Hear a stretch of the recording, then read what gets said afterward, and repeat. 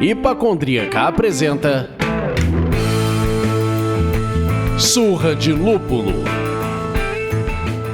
Oi, pessoal, bom dia, boa tarde, boa noite. Eu sou Ludmilla, mais conhecida no Instagram como Hipacondríaca. E no programa de hoje, meus amigos, vamos falar tudo.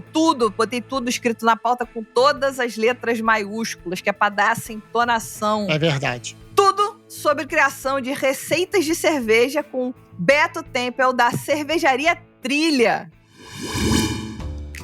Antes de pedir que o nosso convidado dê um alô, a gente tem o prazer de informar que esse programa é oferecido pelos nossos mecenas empresariais, essa galera incrível que está ajudando a empurrar a nossa fusquinha ladeira acima. Cerveja da Casa, Cervejaria Narcose e Brosbeer.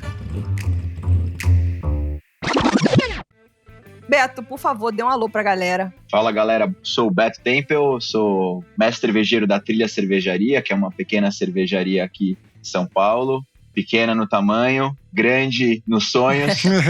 E, enfim, a Trilha existe desde 2016. A gente é uma cervejaria muito focada em receitas novas, em muita experimentação. A gente tem mais de 300 cervejas já lançadas, entre cervejas nosso clube de assinatura, cervejas envelhecidas, cervejas com todo tipo de ingrediente, todas as escolas. Então, assim, eu realmente adoro criar receitas e vai ser um prazer falar com você sobre isso hoje. Muito bom, bem-vindo, Beto. E eu sou o Leandro. Mas hoje, como o tema são receitas, vocês podem me chamar do Louro José das cervejas. Sou lindo, sou honesto, sou alegre, inteligente, eu sou muito esperto, eu sou trabalhador, mas a melhor qualidade minha eu acho que é a modéstia. Eu sou muito modesto, eu não gosto de falar de mim, eu sou demais. Não, eu não gostei desse apelido não, cara, porque isso me transforma no quê? Na Ana Maria Braga das receitas? Não, no caso, quem é a Ana Maria aqui? Ou então não, então o Beto é o convidado e você é a Ana Maria, aí pode ser. Ana Maria, para com isso! Nem assim limpa o papagaio! Que horror!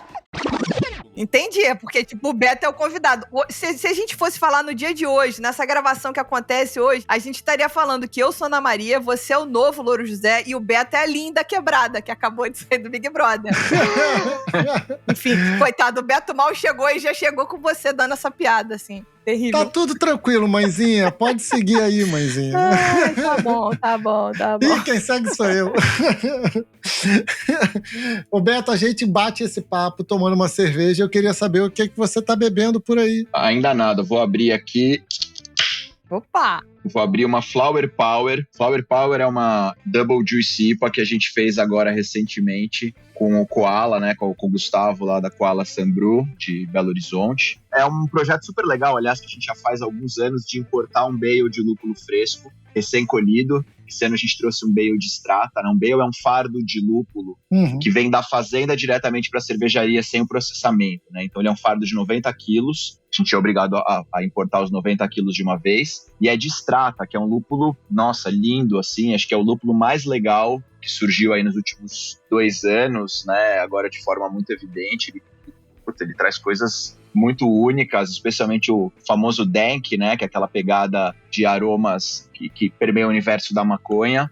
E que, dá um resultado muito bacana pra cerveja. E a gente trouxe ele fresco, usou pra essa cerveja lúpulo em flor. E tá super especial, aliás. Nesse momento eu só tomo ela. Tá certo. E você, Lud, o que você vai beber aí com a gente? Eu tô na humildade, né, gente? Eu tô na humildade segunda-feira, esse dia que gravamos aqui hoje. Eu tô aqui com o meu pequeno latão de Heineken.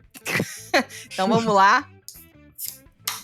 Mas ela tá fazendo a presazinha dela aqui, gente. Vamos lá, vamos deixar a bichinha aqui funcionar, tadinha, ó. Coisa Se eu linda. soubesse, teria te enviado algumas cervejas da Trilha. Olha só, gente. Vocês verem como é que a gente não é pidão, né? A gente convida o convidado, ele vem de boa, vem com o coração aberto. Aí depende da cabeça de cada um. Leandro, vai, meu Louro José. O que você tá bebendo aí, meu filho? Eu estou bebendo, ou na verdade eu vou abrir agora, porque o antiansiolítico aí tá funcionando, uma Frauenfeld, Lud, a Imperial Olha Pils só. deles. Aqui. Só. Epa, que linda. Nossa, que cheiro. Essa cervejaria tá merecendo a visita lá em Curitiba, hein, gente? Tá mesmo. Tá, né? Só escuto falar coisa boa. Pois é, chegou chegando, a gente já fez um programa com eles, mas eu acho que a gente devia dar um certo crédito até pro Bros, que é nosso mecenas empresarial, Brosbira, esse e-commerce maravilhoso, que os caras foram em Curitiba, descobriram a Von Rehfeld, e aí começou junto com o maravilhoso Dr. Breja também, criar o clube de cerveja deles. Foi no primeiro clube, todo mundo começou a conhecer mais e caiu no gosto popular da galera, né? Bateu na língua e funcionou. E adivinha onde é que eu adquiri essa aqui? No Bros. Olha só. Comprei no Bros, realmente.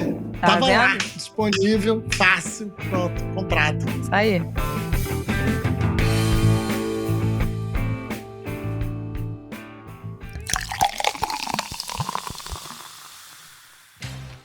Bom, o papo já tá fluindo, mas antes da gente realmente cair no tema, a gente não começa sem passar por aqui e agradecer e enaltecer os nossos mecenas. Eles nos ajudam a manter a independência criativa do Surra de Lúpulo e são muito importantes para nós. E eu gostaria de agradecer a Fernanda Santos da Costa, Fábio Barcelos, Luiz Gustavo da Silva Pinto, Aline Jansen, Léo Bess, Oscar Freitas, Ciro Neto, Gustavo Faria, Samuel Souza e Edu Sena. Muito obrigado, gente. Valeu mesmo. Torne-se você também um mecenas do Surra de Lúpulo. Como é que você faz isso? É fácil. Acesse o site apoia.se/Surra de Lúpulo e escolhe o apoio que cabe no seu bolso. Parte, gente, de R$5. Não paga nem o latão da Lud. Verdade, toda verdade. Ele fala muita besteira, mas isso é real.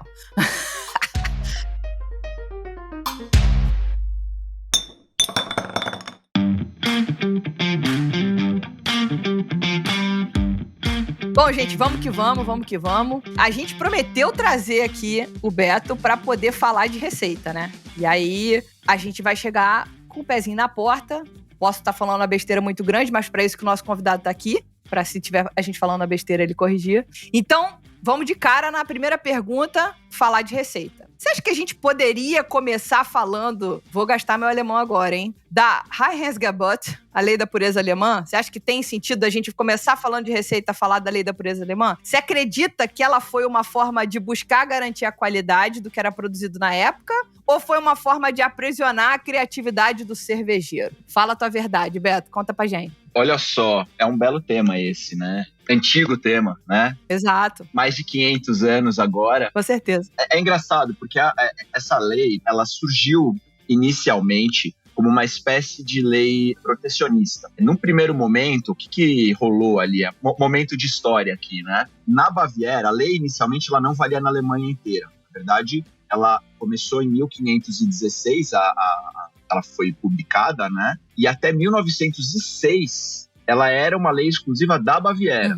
O que rolava naquela época? A Alemanha não era um estado unificado, eram vários estados relativamente independentes. Na Baviera existia uma questão de que existia uma competição pela matéria-prima. Então, uma das medidas que foi tomada, né, em matéria-prima, isso inclui outros grãos que não a cevada, trigo, centeio, etc. E uma das coisas que foram feitas naquela época para preservar o preço dos pães foi proibir usar na Baviera trigo e centeio, por exemplo, para fazer cerveja. Então era uma coisa exclusiva da cevada. Fora isso, essa lei, quando surgiu, ela surgiu com a ideia de controlar muito os preços. Então, se você lê a lei, é muito engraçado, porque ela começa falando primeiro dos preços, de quanto pode cobrar, se você é um distribuidor, se você é não sei o quê, a lei fala lá os detalhes, e aí depois entra a história, né, quer dizer, depois não, na lei ainda, né, mas na sequência fala ali que a cerveja só poderia ser produzida usando água, malte e lúpulo, né, no caso ali nem se falava de levedura, porque o conhecimento da levedura nem existia naquele momento. E no resto da Alemanha, isso também funcionou, de certa forma, é importante falar, porque lá na Baviera, realmente se fazia muito lager. O que se tomava eram cervejas de baixa fermentação, que basicamente contemplavam esses ingredientes. Então não houve muita resistência. E todo mundo topou. E, ao mesmo tempo, isso gerou uma espécie de marketing de que a cerveja na Baviera era uma cerveja que respeitava regras de qualidade. E isso ajudou a construir toda a identidade da cerveja alemã. Agora, no resto da Alemanha, se fazia cervejas com outras regras, essa lei não valia. Até que em 1906, quando a Alemanha, né, foi se tornando um estado único, foi unificada, a lei passou a valer para a Alemanha inteira. E aí isso foi uma polêmica lá. Por quê? Porque você tinha outras partes da Alemanha que se faziam outros tipos de cerveja, sei lá, cito aqui Berliner Weiss, ou as Weissbier, e elas vão trigo. E aí, em 1919, houve uma mudança na lei, onde se separou a lei em duas partes, entre a lei para as lagers, que é basicamente a Reinheitsgebot que já existia, e a lei para as ales, que permitia o uso de trigo, permitia o uso de centeio, enfim, de algumas outras fontes de açúcar também, permitia o uso de alguns corantes naturais e permitia o uso de alguns ingredientes adicionais, como semente de coentro, por exemplo, e mais alguns, para cervejas que iriam para exportação. Então, quer dizer, teve todo um movimento louco. E aí, a gente pode dizer que a lei, ela passou a valer para a Alemanha inteira só a partir de 1900 e pouco. Ou seja, 400 anos valendo só para Baviera. Só na Baviera. Agora, essa história toda ela é interessante porque eu acho que ela gerou algumas coisas. Primeiro, ela ensinou os cervejeiros o quanto realmente, assim, você não precisa de ingredientes malucos para fazer cervejas espetaculares, né? Ao mesmo tempo, ela gerou uma consequência negativa que foi, de certa forma, aprisionar a criatividade dos cervejeiros, porque você foi vendo, né, quer dizer, e a lei, ela em 89, ela foi mudando mais, se tornou mais abrangente ainda, né, inclusive, até 89, existia uma resistência à importação de cervejas que não tivessem seguindo a lei para a Alemanha, né.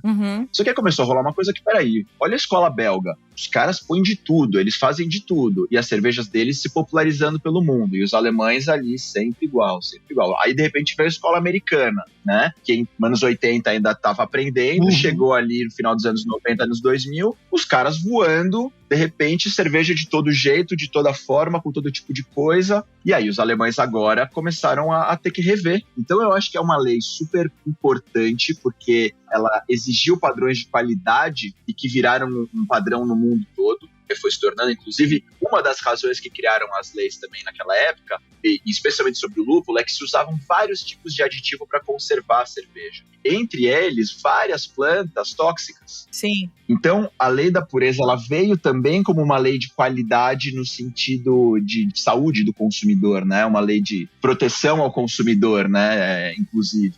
Mas, enfim, toda essa mudança, ela permitiu um crescimento da indústria da cerveja no mundo todo, com muita qualidade, com muita padronização. Mas, sem dúvida nenhuma, que ela dá uma bela travada na criatividade. Assim, se você for respeitar essa lei, tem muita coisa legal que não dá para fazer. Ela acaba limitando, né? Acaba limitando.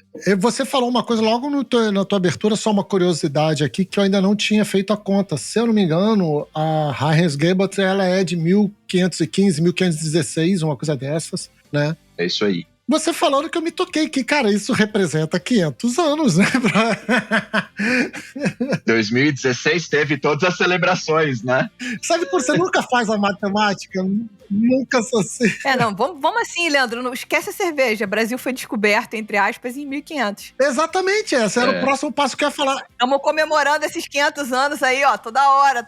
Assim, é quase que assim, a lei é quase tão velha quanto o Brasil, ela é só um pouquinho mais jovem, só tem uma diferença mínima ali. Mas, Roberto, eu imagino que você tenha começado como a maioria dos mestres cervejeiros começaram, que foi fazendo cerveja em casa. Tô certo ou tô errado? Como é que foi isso aí? Sem dúvida. E aí, assim, voltando no tempo e trabalhando com o olhar do cervejeiro caseiro, com essa mentalidade, como é a construção de uma receita de cervejas? Com este olhar do cervejeiro caseiro. Eu acho que tem uma coisa muito interessante do cervejeiro caseiro. Eu acho assim, primeiro, tem vários perfis de cervejeiro caseiro, né? Você tem desde o cara ali, que é a cara da mina, né? Sem sexismo, mas assim, de que a cabeça é, quero me divertir, tanto faz se a cerveja vai ficar boa ou não, eu vou juntar os amigos, eu vou fazer uma abraçagem, eu vou encher a cara durante a abraçagem e depois eu vou encher a cara, normalmente com a breja produzida na abraçagem anterior, né? o caminho é muito esse, quer dizer, pode ser muito esse. E você tem o cervejeiro caseiro que ele quer fazer uma cerveja tão boa quanto ou melhor do que uma cervejaria profissional. Esse cara é o cara que estuda muito, né? Sem dúvida nenhuma, estuda tanto quanto eu, assim. Então, você tem muito cervejeiro caseiro com conhecimento técnico super avançado, assim. Agora, eu acho que assim, o cervejeiro caseiro, ele começa muito, eu acho, a criação da receita, normalmente, pela experiência ou inexperiência, né? A partir de receitas que ele vai pegar de algum livro, de algum amigo na internet, né? Porque hoje a internet tem um zilhão de receitas de cerveja, de todos os estilos possíveis. Agora, pensando em relação a essa lógica, né, de estilos, existem os cervejeiros que pensam, putz, tô com vontade de fazer uma cerveja usando, sei lá, beterraba para deixar a cerveja cor-de-rosa e não tá muito preocupado com o estilo, como essa cerveja vai ser classificada. O cara tá afim de fazer uma cerveja rosa e, sei lá, porque essa foi a pira do momento ali.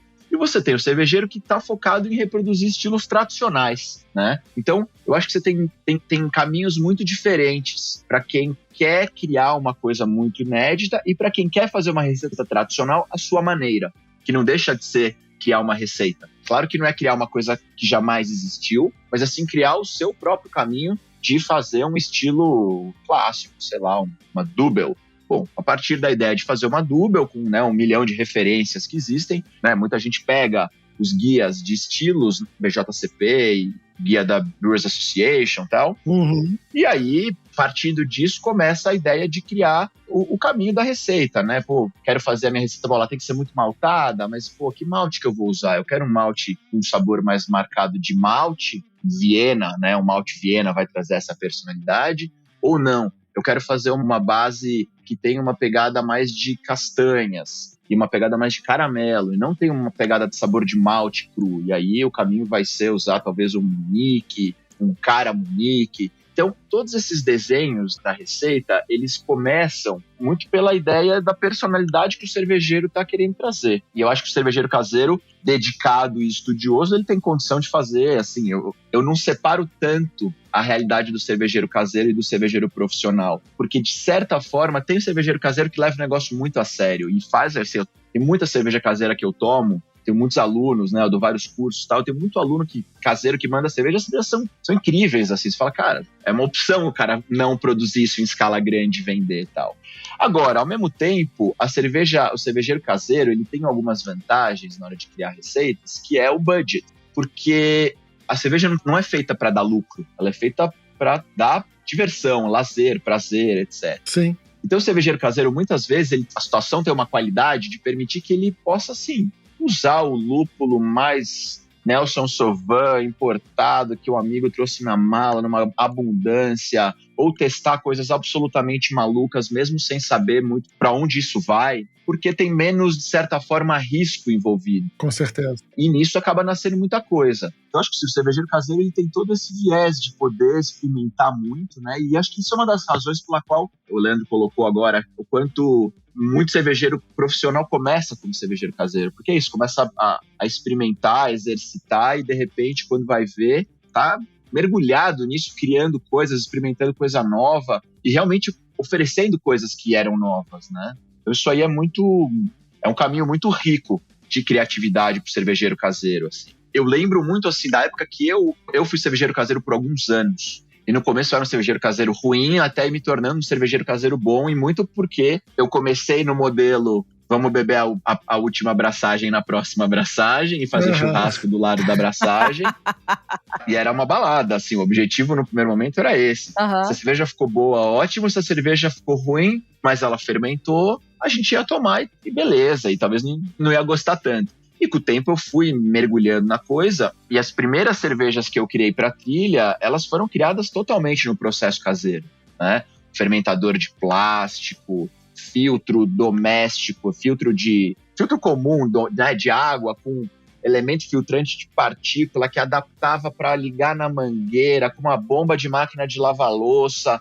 Uma boa e velha gambiarra. Assim, era vida louca. E o objetivo era chegar numa baita cerveja. E com o tempo eu fui ficando, estudando, mergulhando no negócio.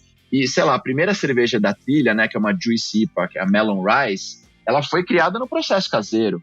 Ela, assim, não é que ela nasceu no tanque de inox, numa abraçagem, tudo super controlado. Ela nasceu muito mais de uma obsessão de cervejeiro que queria fazer um produto foda ali, e o processo a gente tinha que ir adaptando. E que, aliás, é uma coisa muito louca da questão da criação de receitas, né, que vou linkar com uma outra coisa agora, que é o quanto você precisa, o cervejeiro, ele precisa, caseiro ou profissional, ele precisa reconhecer suas fraquezas e limitações. Porque, assim, nem todo equipamento é igual, nem todo mundo tem acesso às mesmas tecnologias, recursos, mas você precisa, assim, eu acho que, assim, para fazer cerveja boa, você precisa respeitar o processo e você precisa conhecer o seu equipamento, conhecer o que ele pode fazer. Porque, assim, tem cervejeiro que fala, nossa, eu quero fazer uma Imperial Stout, quero fazer ela com 15% de álcool, eu não vou adicionar açúcar. Tá bom, mas, assim, como é que você vai fazer isso? Cabe tanto malte assim na sua panela? Dá para filtrar esse malte todo? Será que esse processo não vai ser um completo caos? E no final das contas você vai ter uma cerveja ruim porque o processo foi um caos? Então, pô, se o seu processo não permite um negócio desses, não faça. Ou invente uma alternativa. Divida a sua abraçagem em 2 partes, junta depois, ferve muito. Sei lá, aí tem N possibilidades, né, para o cervejeiro fazer. Mas é uma coisa muito individual, no fundo, né? Cada cervejeiro vai tendo o seu olhar, mas você tem que conhecer o seu equipamento e as fraquezas e limitações dele, porque essa, eu diria que é uma das grandes fórmulas do cervejeiro para chegar em belas cervejas. Assim, é saber suas fraquezas e enfrentá-las ou desviar delas, né? Também. Ser inteligente.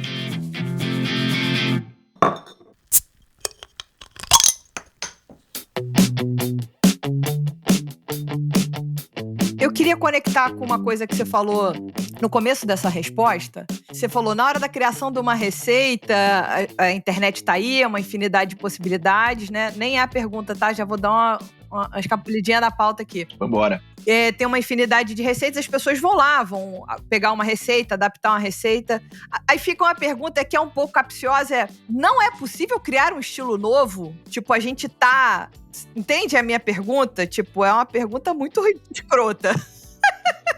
Não, é uma boa pergunta. É super possível criar um estilo novo. A questão é um pouco mais, quase conceito assim, é o que define um estilo novo. Assim, o que é um estilo e o que é uma ideia maluca? Porque, sei lá, vou falar um pouco da minha própria vida aqui. Eu tenho uma definição aqui com a tua pergunta, eu acabei de definir. Como que você define? A tua pergunta é, um estilo é uma ideia maluca repetida. Fiz uma vez, depois fiz outra, fiz outra, fiz outra, fiz outra, fiz outra, fiz outra, fiz outra. E muitas pessoas fizeram, né? Na verdade é isso. Muitas pessoas fizeram, pronto, essa maluquice virou um estilo. Exato.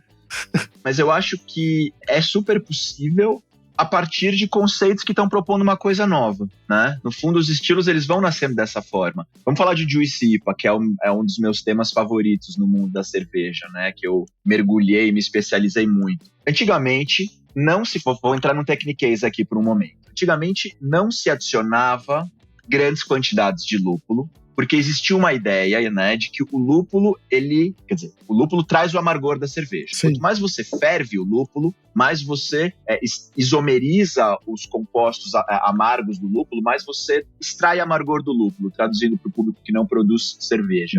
Quanto mais você ferve um lúpulo, então mais amarga a cerveja vai ser. Se você põe mais quantidade de lúpulo, se você põe muito lúpulo, proporcionalmente ela vai ficando cada vez mais e mais amarga. E aí o que você tinha numa cerveja com muito lúpulo? Você tinha muito amargor. Uma surra de lúpulo. Uma surra de lúpulo, exatamente. Só que aí veio um camarada lá nos Estados Unidos, né, na The Alchemist, que olhou e falou, peraí, e se eu adicionar muito lúpulo, mas esse muito lúpulo, ele não for adicionado na parte quente, quando eu estou fervendo o lúpulo, ele for adicionado em outros momentos, quando a temperatura não é mais tão alta, ou a cerveja já está pós-fervura, porque aí eu posso colocar muito lúpulo para extrair muito sabor e muito aroma, mas não extrair tanto amargor.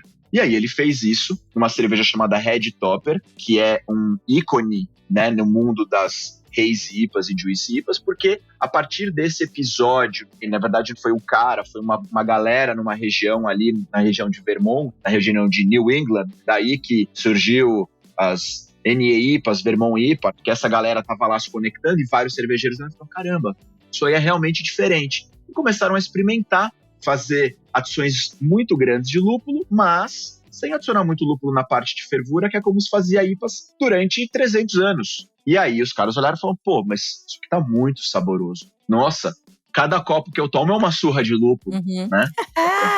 A gente incentivar aqui. E aí, de repente, começou a surgir um estilo, e daí os caras começaram a entender como controlar esse amargor, como pôr mais lúpulo, e aqui estamos, hoje em dia, vendo a febre que é no mundo inteiro as Hazy IPAs, as Juicy IPAs, né? A gente gosta de chamar de Juicy IPA por aqui, mas enfim. E virou uma febre por quê? Porque os caras criaram uma coisa que era nova, que era fazer uma IPA com um amargor agradável, mas com um sabor muito, muito superior ao que todo mundo conseguia atingir naquela época. Então, assim, foi uma criação, foi uma completa inovação, inclusive sem usar qualquer ingrediente diferente da lei de pureza alemã. Olha só que beleza. Os caras conseguiram fazer usando a lei da pureza, respeitando ela, e ainda assim criaram um negócio absolutamente inovador. Maneiro. E que é uma febre, assim, é uma febre que, acho eu, arrisco dizer que veio para ficar. Acho que a gente vai passar muitos e muitos anos ainda bebendo esse tipo de cerveja, até alguém inventar uma técnica que de alguma forma possa substituí-la e ser um jeito ainda melhor de tomar cerveja com muito lúpulo. Enfim, então acho que é super possível. Eu tenho as minhas ressalvas quanto à Juicy IPA, justamente pelo excesso que está sendo criado, não apenas aqui no Brasil, mas em todo canto. Acho que a gente tá bebendo muita coisa muito parecida. Mas, enfim, todo mundo já me ouviu, cansou de me ouvir falando disso aqui. Eu vou parar de reclamar da mesma coisa. Já ouviram até o Garrett Oliver falando sobre isso. Mas eu concordo com você. Eu concordo com a sua visão. Mas enfim, eu creio, eu espero que os cervejeiros cada dia mais usem essa criatividade. E eu imagino, tá? Eu não sou cervejeira, não faço cerveja em casa, não entendo nada de produção, sobretudo a profissional. Mas eu imagino que deve ser uma tentação tremenda você pegar e fazer uma batelada, e se eu falar besteira pode me corrigir à vontade, faz uma quantidade de cerveja e aí depois você adiciona A, B, C ou D de lúpulo em algum ponto, depois que você fez esse mosto original, chamaria assim, e aí depois você adiciona algumas coisas aí, não, essa aqui é a, sei lá, o experimento 1, que tem estrada, essa aqui é o experimento 2 com a mesma base, só que aí fizeram um dry hop de alguma coisa no final, e aí é uma outra cerveja completamente diferente, com rótulo, com a caveira, com raio-x, com... Enfim, isso me enerva. Mas enfim, isso não é um problema meu, pessoal. Mas isso acontece demais. Pois é! Mais do que deveria, talvez. Não dá nem pra dizer que, assim, não é que é exatamente a mesma, mas assim, é a mesma base de receita. E muda os lúpulos e muda a história, né? E conta-se uma história nova em cima disso. Mas não necessariamente tão diferente essa história. Não, de forma... A história é contada diferente, o produto não é muito diferente em muitos casos. Exato, aí você fica bebendo um monte de coisa muito igual. Logo a gente que é um sedento de lançamento, também não sou super a favor disso, enfim, foda-se. Mas a gente no final, tipo, tá pagando super caro por cervejas que são caras pra produzir, sem dúvida nenhuma, porque todo o insumo é importado e etc, o lúpulo é caro, e a gente tá bebendo, tipo, igual, mudou o rótulo. É igual, mudou o rótulo só, mudou o rótulo. Tem uma coisa legal acontecendo, uma coisa de 1 ano e meio, 2 anos pra cá. Esse movimento das Juicy IPAs forçou a indústria cervejeira no mundo todo a fazer pesquisa científica do uso de lúpulo mais inteligente e eficiente. Porque, de repente, o lúpulo ele se tornou mais protagonista do que ele era, né? Ele já era, claro, um protagonista, mas esse ele ficou maior, ainda maior. Então, hoje, a gente tem muito mais conhecimento do que a gente tinha quando eu comecei 6 anos atrás. Então, a gente tem muito mais conhecimento assim, de como extrair determinadas características de um lúpulo ou de outro lúpulo e como a gente consegue entender a diferença de um lúpulo para outro e melhorar os aproveitamentos e, ao mesmo tempo, criar coisas que são novas. Porque senão fica tudo muito parecido, vira tudo um grande tutti-frutti, né? Com meio herbal, meio tutti-frutti, meio cítrico e é isso. Então, assim, tem mais recurso. Eu acho que tem uma tendência, já tá rolando, né? Eu já tô começando a ver, experienciar também, de ter mais controle e mais capacidade de decisão e menos sorte em cima do resultado de uma Juicy IPA. Então, eu acho que tem uma questão aí que vai beneficiar um pouco esse aspecto. Agora tem muito cervejeiro que vai na loteria, põe uma porrada de lúpulo, segue o processo direitinho e ela vai virar um negócio muito lupulado, sem tanta personalidade, por assim dizer. É uma questão também. Bom, vamos chamar pra realidade, porque eu fui lá, tirei o cara da receita que a gente tava fazendo aqui. Não, você pegou aí uma tangente. Eu fiz uma barriga, né? Saiu da pauta, tá dando várias voltas ali, parou em algum lugar lá em Brasília que fica dando voltas ali Vou assim. voltar, Ó, sem sair. eu vou voltar. Vou pegar o retorno aqui agora, liguei a seta pra esquerda, vamos fazer o retorno. Vamos lá. Qualquer ideia pode virar uma receita viável de cerveja? Aí eu acho que era legal você compartilhar com a gente alguma maluquice que você já produziu, porque a sua fama é essa, inclusive, né? Desculpa aí. Agradeço a fama criada. Né? Deflagrar pra você que você já criou receitas muito loucas, enfim. Então, assim, quero primeiro... É viável? Pensei na maluquice. E você ainda tem uma formação de chefe, né? De gastronomia. Então, eu imagino... Eu tenho uma formação meio peculiar no nosso mercado. Primeiro, acho que assim, quase tudo dá. Tem coisa que não dá. Por que tem coisa que não dá? E aí a gente entra num momento breve de bioquímica. Tem alguns compostos químicos, né, algumas coisas que não funcionam direito na cerveja. E que, portanto, seria muito difícil extrair determinados sabores ou manter esses sabores ali, ou manter a cerveja estruturada. Então, assim, coisas que têm quantidades colossais de gordura. Você não vai conseguir chegar numa boa cerveja. Porque a gordura vai destruir completamente a espuma, ela vai, se tiver uma quantidade grande, ela vai formar uma fase de gordura. É um negócio meio bizarro, assim. Então, tem algumas coisas que não dá. Mas, dito isso, quase tudo dá, né? A gente, assim, eu tenho na minha formação, quer dizer, eu fui durante muitos anos cozinheiro, antes de ser cervejeiro, né? Então, por anos e anos, a minha vida era criar receitas de comida, de doces, de carnes, de peixes, de bolos, de tudo, assim. Eu fazia de tudo. Fui cozinheiro por muitos anos, estudava enologia, inclusive, nem pirava em cerveja, até descobrir o mundo da cerveja e abandonar todo o resto. E aí, nessa trajetória, uma das coisas que foram me marcando é o quanto a cerveja tradicional, ela segue, né, uma ideia de que você precisa respeitar padrões e reproduzir formas de fazer cerveja e sabores que vêm sendo feitos há décadas, séculos, até milênios, eventualmente, né?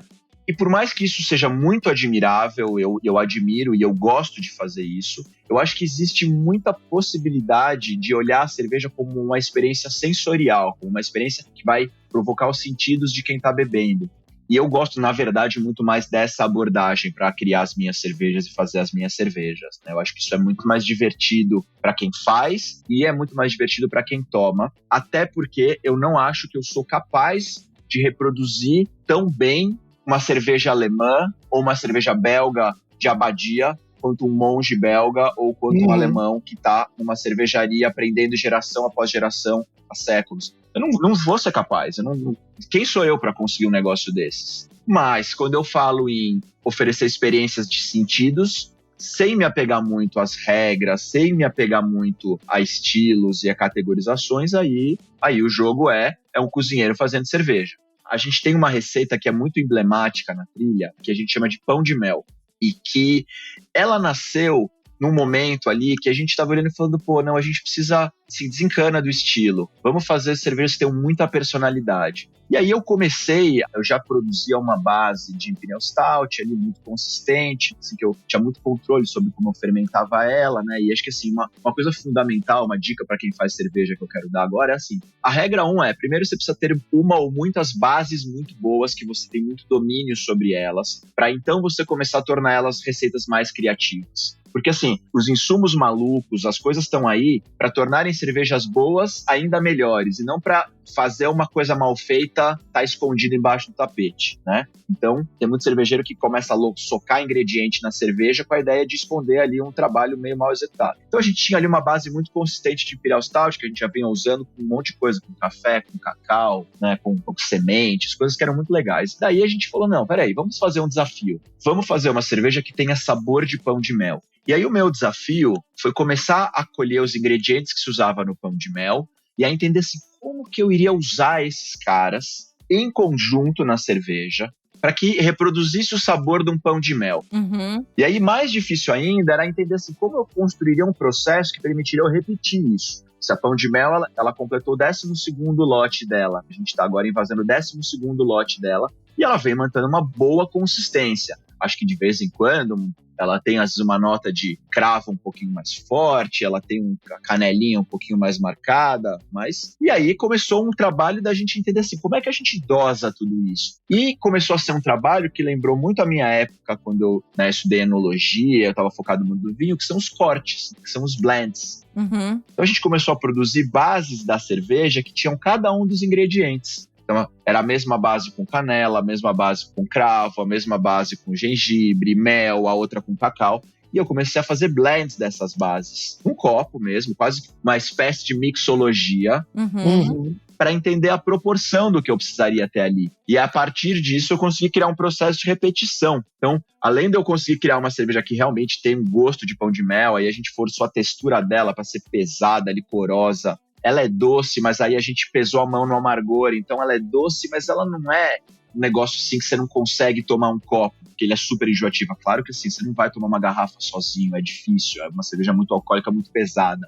Mas ela não é a coisa mais doce que existe. E aí, ao mesmo tempo, virou uma coisa muito bacana, porque é uma receita muito inusitada e que leva as pessoas para uma experiência sensorial que, assim, a gente chama de Imperial Stout porque as pessoas querem que eu dê um nome. Se eu não der um nome, no Brasil, as pessoas falam, mas então não sei. Não, chama Imperial Stout, tá feliz? Ótimo. Mas, na verdade, ela chama pão de mel. Toma aí que você vai entender. Uhum. E aí a gente começou a criar outras coisas em cima disso. Então, a gente, sei lá, eu fiz uma cerveja que é a Apfelstrudel, né, que eu usei suco de maçã, usei maçã desidratada, usei canela, daí a gente usou um processo técnico, eu usei um pouco de baunilha, para ter um pouquinho de diacetil, que é um off-flavor, geralmente, mas que, uma notinha de diacetil numa cerveja que quer reproduzir um sabor amanteigado, peraí, aí... Tem sentido. Aí é pilotagem, aí não é defeito. E ela tá lá. E aí é uma outra cerveja muito louca. E, sei lá, agora a gente recentemente fizemos um bolo gelado de coco. É isso, a experiência daquele bolinho que a gente comia nas festas de infância, eu comia na minha infância. Maravilhoso. Embalado no papel alumínio. Né, as festas eram caixa de isopor, embalado no alumínio, e daí o pessoal que falou, não, então assim, você vai fazer uma cerveja bolo gelado de coco, a gente vai embalar no alumínio, e a cerveja tá embalada no papel alumínio mesmo. Legal. É isso, acho que a criatividade, ela permite quando você se dedica ao processo técnico, né? Porque não é só pôr o ingrediente, é entender, assim, aquilo que você precisa fermentar e aquilo que você não vai fermentar. Porque a fermentação altera tudo, né? Ela altera as características originais de um ingrediente. Sim. Uma coisa é fermentar o cravo, outra coisa é adicionar o cravo depois da fermentação. Você tem dois perfis diferentes. Então, tem muita coisa aí no meio disso que são processos técnicos que você precisa ir, o cervejeiro precisa ir dominando e entendendo, né? Como conduzir. Sem dúvida. Muito bom.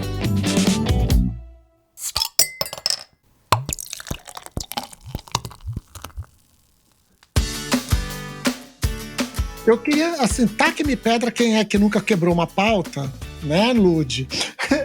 Eu vou puxar um gancho, como a primeira coisa que você falou no início dessa resposta, eu tô imitando a Lud, tô imitando. A primeira coisa que você falou me gerou um gancho aqui, que eu sou aquele chato do porquê. Eu era aquela criança chata de por quê? Por quê? Por quê? Sabe? E aí, quando você virou e falou assim, pô, eu tenho uma formação rara nesse meio, né? Rara entre os mestres cervejeiros. Para mim, isso não faz sentido, porque, como eu já comentei, eu aprendi que fazer cerveja é cozinhar. Por que tem pouca gente, poucas pessoas com essa formação de gastronomia, de gastrônomo, fazendo cerveja? Você tem uma ideia, motivo disso? Então, eu tenho um palpite. Sim. Eu acho que primeiro porque as escolas de gastronomia, aliás, outro dia eu fui convidado para dar uma aula num curso de gastronomia, né, ali, uma aula sobre cerveja. E no curso de gastronomia inteiro que os caras têm, eles têm uma aula sobre cerveja. Então, assim, é super superficial. Então, a primeira coisa, assim, os cozinheiros que são formados por aí, esses caras, eles não recebem esse conhecimento na escola. Então,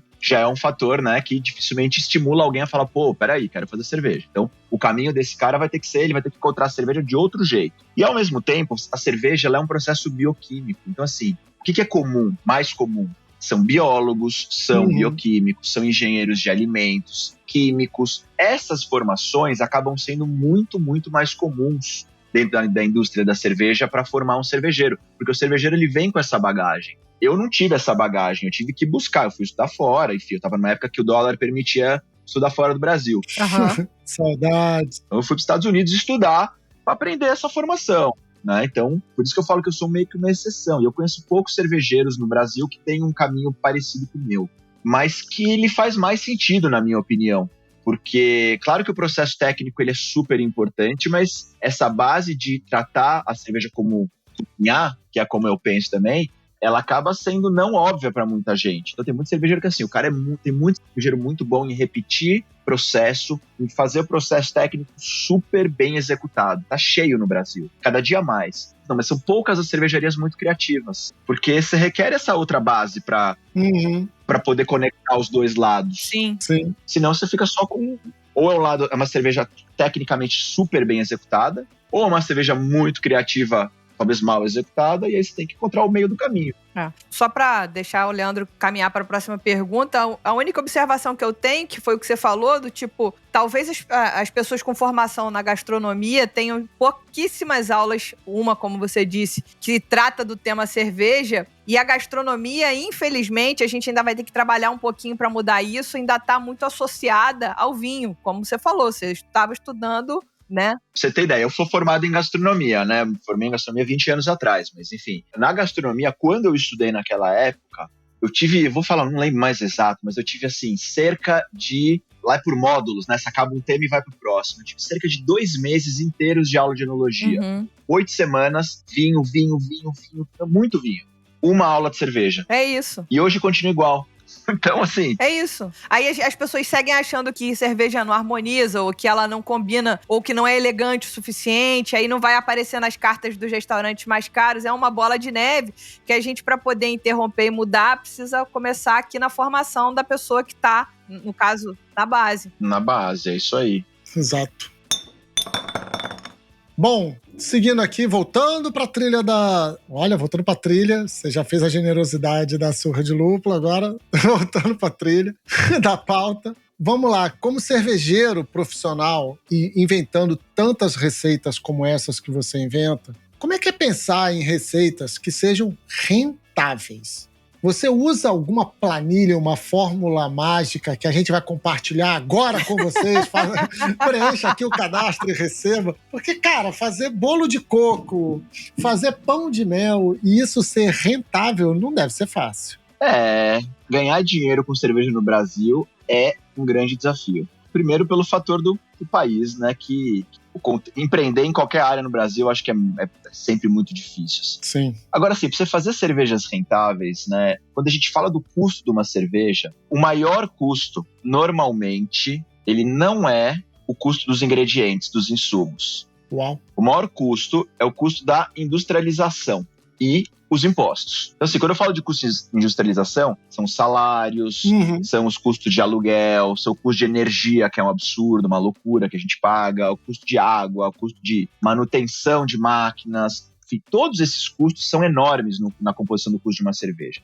Os ingredientes, eles correspondem a 1/3, mais ou menos, da coisa. Então, assim, é importante, mas ele não é um fator tão limitante na minha visão. Eu acho que para a cervejaria que quer ser rentável, ela precisa aprender a ser produtiva. Então, existe uma grande diferença, assim, como o custo ele está muito mais voltado ao trabalho do cervejeiro do que à matéria-prima. Se o cervejeiro ele vai lá produzir um tanque de, sei lá, 1.000 litros, 2.000 litros de cerveja, mas ele invasa 60%, 70% do volume porque ele perde uma quantidade enorme no processo, é aí que está o prejuízo dele. Então, se o cervejeiro ele domina o seu processo tecnicamente, né, e consegue produzir de forma eficiente, encher um tanque de 1.000 litros de cerveja e tirar 1.000 litros de cerveja efetivamente, ele já fez uma grande parte do processo. Isso requer bastante conhecimento técnico mesmo. A outra parte é aprender a usar os ingredientes com inteligência, né? Então, se a gente falar de lúpulo aqui, você tem lúpulos que custam a partir de R$160 o quilo,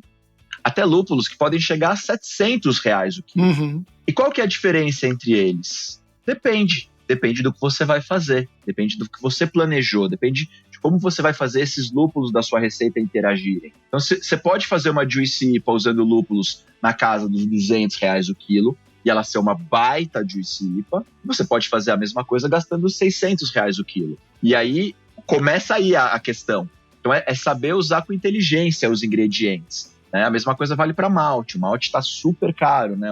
Guerra na Rússia, câmbio maluco. Então, assim, o malte se tornou, ele era uma coisa barata, né? Da época que eu comecei a fazer cerveja, assim, não impactava quase nada o custo. E hoje, a gente precisa ser super sábio no uso do malte também. Então é isso. Você vai fazer uma cerveja com muita personalidade de malte? Ótimo, você vai investir em maltes de qualidade ainda mais alta. Ou não, vou fazer uma cerveja que o protagonista é o lúpulo, é uma fruta talvez.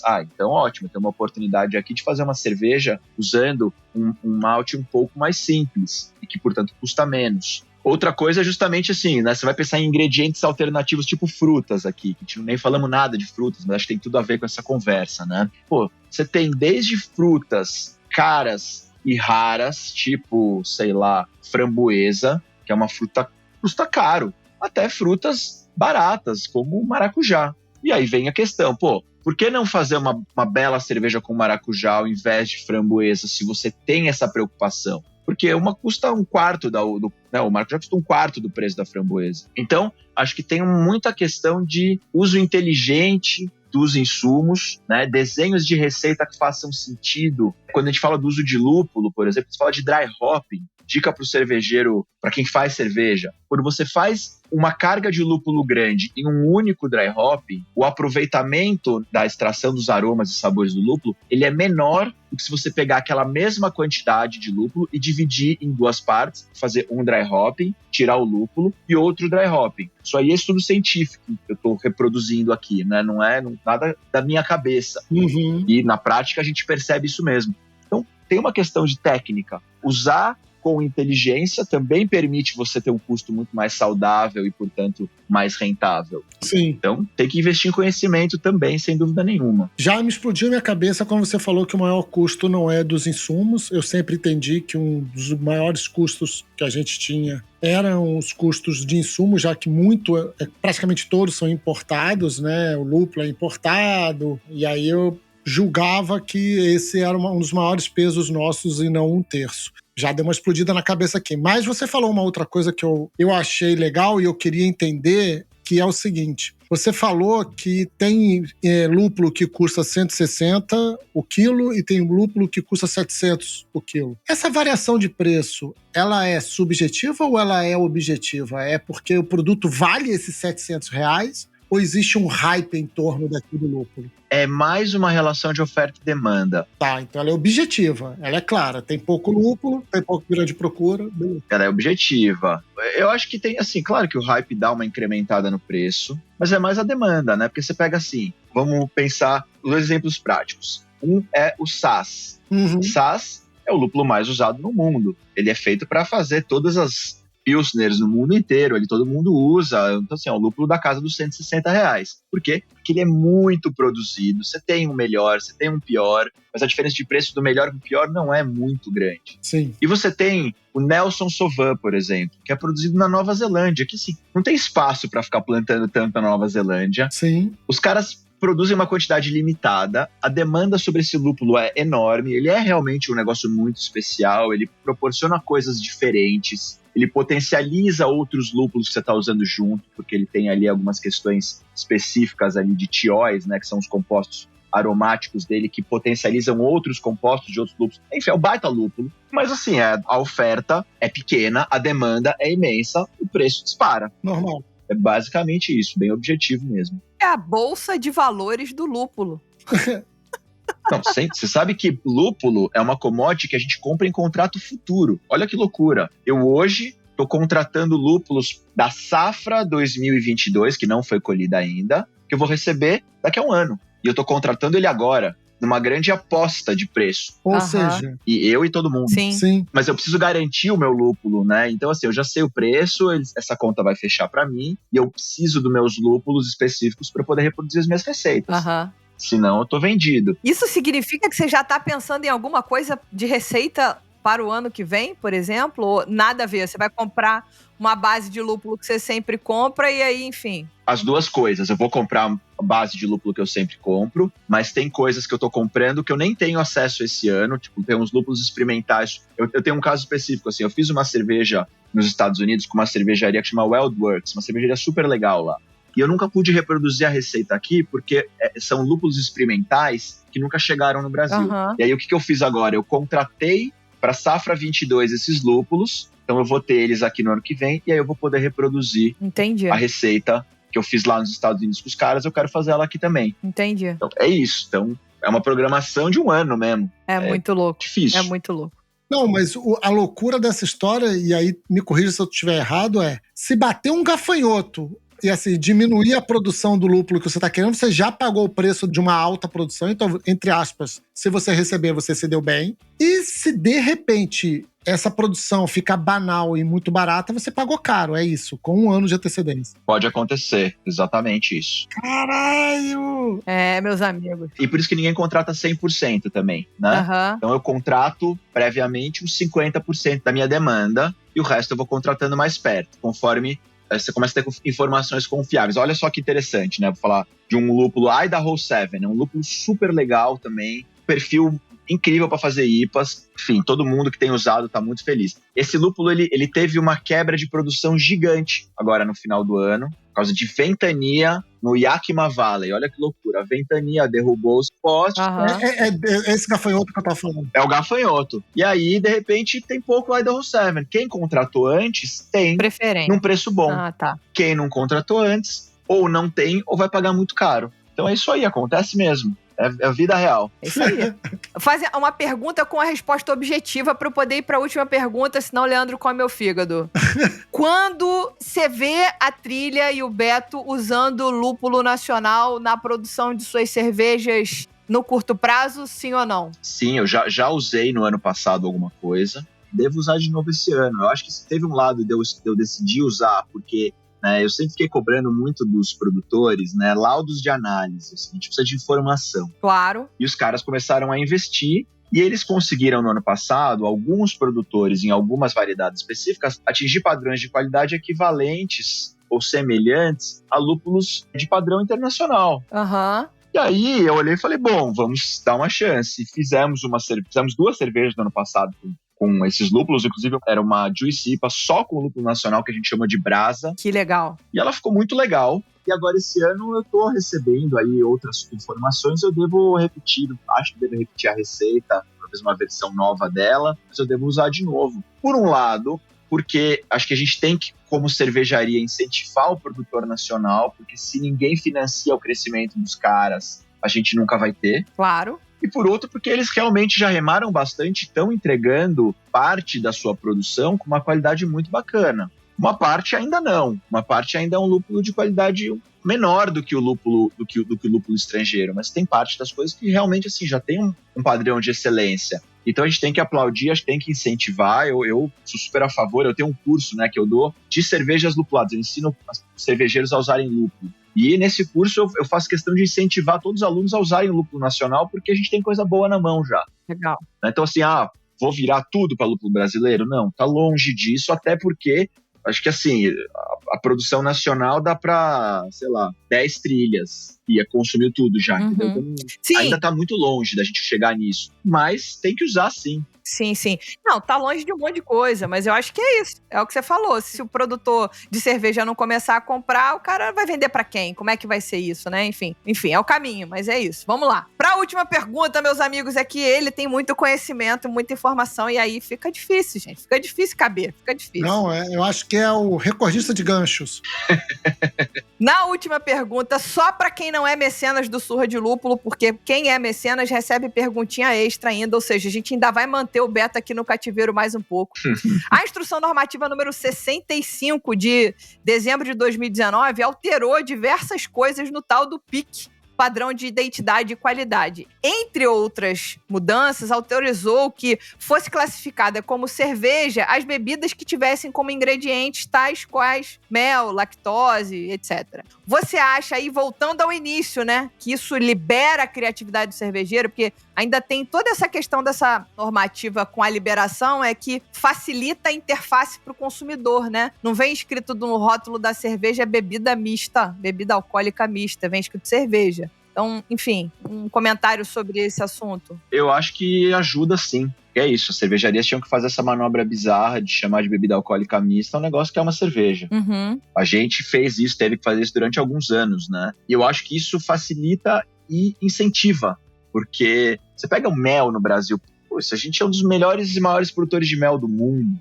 A gente tem cada variedade louca de mel no Brasil, cada microprodutor produzindo um mel mais doido que o outro. E de repente, isso aí não podia virar cerveja, não é cerveja. Uhum. E agora pode. Então, eu acho que naturalmente vai incentivar sim. A lactose eu já acho que é uma coisa mais difícil de inserir, pela contribuição dela.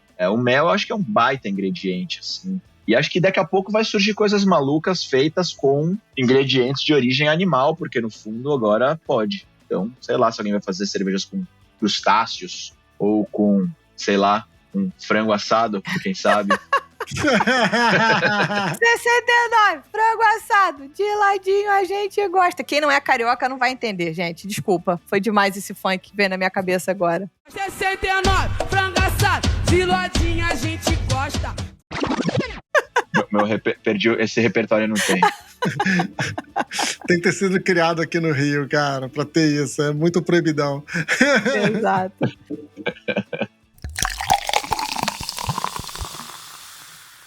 Mas enfim, eu acho que, foi sensacional o programa. É muita informação para trazer sobre receita. Queria agradecer demais ao Beto por ter falado com a gente aqui, ter trazido tanto conhecimento, sem ser tecniquez demais, né? Eu que não entendo patavinas do negócio, saí aqui entendendo um pouco mais sobre receita. Então, Beto, muito obrigada por participar com a gente. Enorme prazer, obrigado pelo convite. Estou à disposição aí. Podemos marcar outros, falar sobre outras coisas. O mundo da cerveja é imenso. Certamente.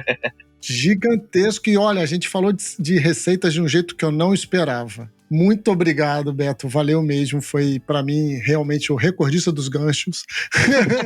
Era um assunto puxando outro assunto. Muito bom. Brigadaço. É um tipo de papo que eu curto demais. Obrigado, Leandro. E aí, galera, vamos aumentar a podosfera do Surra de Lúpulo? Basta enviar o link desse episódio para um amigo que gosta de cerveja artesanal, que seja cozinheiro e esteja procurando uma mudança de carreira, ou compartilhar nas suas redes sociais marcando a gente. Onde é que você escuta a gente? Spotify, Google Podcasts, Apple Podcasts, Deezer e todas as outras plataformas de streaming. Escolha a que você mais gosta e assina o nosso conteúdo. Gosta do conteúdo que a gente produz? Faça um review nosso na sua plataforma preferida. Isso ajuda muito na distribuição do nosso conteúdo pelas maleditas, famigeradas, os algoritmos da vida. Obrigado, galera. Falou, pessoal. Valeu, até semana que vem.